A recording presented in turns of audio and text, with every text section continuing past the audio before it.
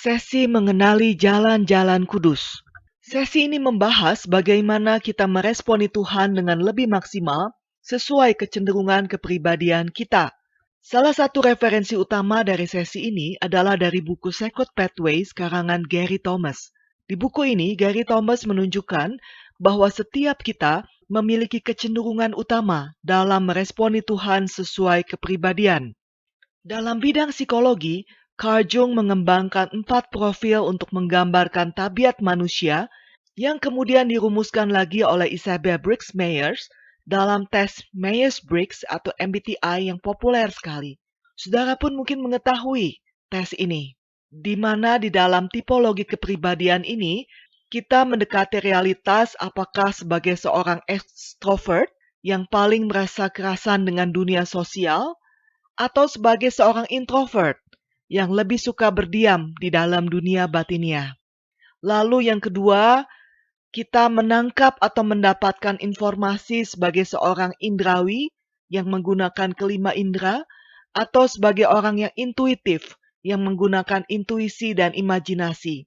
Berikutnya, kita mengatur atau menata data sebagai seorang yang berpikir memakai logika, atau sebagai seorang perasa yang menata data menurut bagaimana hal itu mempengaruhi orang dan berkaitan dengan nilai-nilai manusiawi. Dan yang keempat adalah bagaimana kita menata realitas luar kita. Apakah sebagai seorang yang teratur, terstruktur, dan terkontrol, atau cenderung bersifat spontan, luas, dan tidak teratur. Karena ini bukan kelas psikologi, maka saya tidak akan memperpanjang pembahasan tentang tipologi kepribadian ini. Tapi poin saya adalah bahwa berangkat dari adanya perbedaan kecenderungan kepribadian ini, maka kemudian muncullah tipologi spiritualitas kontemporer yang antara lain dipopulerkan oleh Gary Thomas ini. Di sini, Gary membagi cara untuk meresponi Tuhan dalam 9 kecenderungan yang disebutnya sebagai Sacred Pathways atau jalan-jalan kudus. Kesembilan jalan itu adalah yang pertama, mereka yang mengasihi Allah di alam terbuka dan disebut sebagai kaum naturalis. Lalu ada kaum indrawi, yaitu mereka yang mengasihi Allah dengan panca indera. Kaum tradisional mengasihi Allah melalui ritual dan simbol. Kaum asketis mengasihi Allah dalam keheningan dan kesederhanaan. Kaum aktivis mengasihi Allah melalui konfrontasi. Pemerhati mengasihi Allah dengan mengasihi dan merawat orang lain. Antusias mengasihi Allah dengan misteri dan perayaan, intelektual mengasihi Allah melalui pikiran, dan kontemplatif mengasihi Allah dengan pemujaan. Kebanyakan dari kita memiliki lebih dari satu kecenderungan, tapi kita memiliki kecenderungan temperamen rohani utama ketika berelasi dengan Tuhan.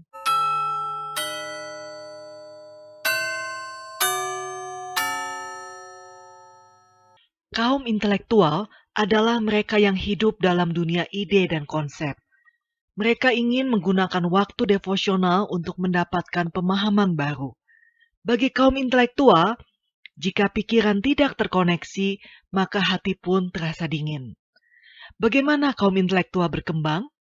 Mereka bisa belajar dari berbagai sumber literatur, tapi juga dengan mengikuti kelas-kelas kuliah malam atau seminar-seminar, dan juga dengan belajar di berbagai seminari seperti yang saudara lakukan sekarang. Dalam sejarah pun, Tuhan memakai kaum intelektual untuk memengaruhi arah dari sejarah gereja. Beberapa tokoh dari kaum intelektual, misalnya Agustinus dari Hippo. Agustinus adalah teolog dan filsuf dari abad keempat Masehi yang tulisan-tulisannya sangat berpengaruh pada perkembangan pemikiran Kristen, khususnya kekristenan Barat. Walaupun yang menariknya, Agustinus pun diterima sebagai santo tidak hanya oleh gereja Katolik, tapi juga oleh gereja Ortodoks dari kekristenan Timur. Dan pemikiran Agustinus juga sangat berpengaruh kepada para reformator Protestan seperti Martin Luther dan John Calvin, khususnya dalam pemikiran Agustinus tentang keselamatan dan anugerah Allah. Lalu ada Martin Luther, di mana Tuhan pakai dia sebagai reformator yang mengubah sejarah gereja sampai selamanya. Padahal, Dia sendiri tidak pernah bermaksud untuk menjadi seorang yang disebut reformator. Ketika saya menyelesaikan program magister teologi, saya mendalami tentang teologi Luther, di mana saya harus mengambil referensinya dari sumber-sumber asli karya Luther yang dikompilasi dalam serial berjudul Luther's Work, yang jumlahnya lebih dari 50 buku tebal. Waktu itu saya hanya berpikir bahwa Luther itu seorang penulis yang luar biasa. Konon, jenis buku kedua yang diterbitkan paling banyak setelah Alkitab adalah buku-buku yang membahas berbagai pemikiran Luther.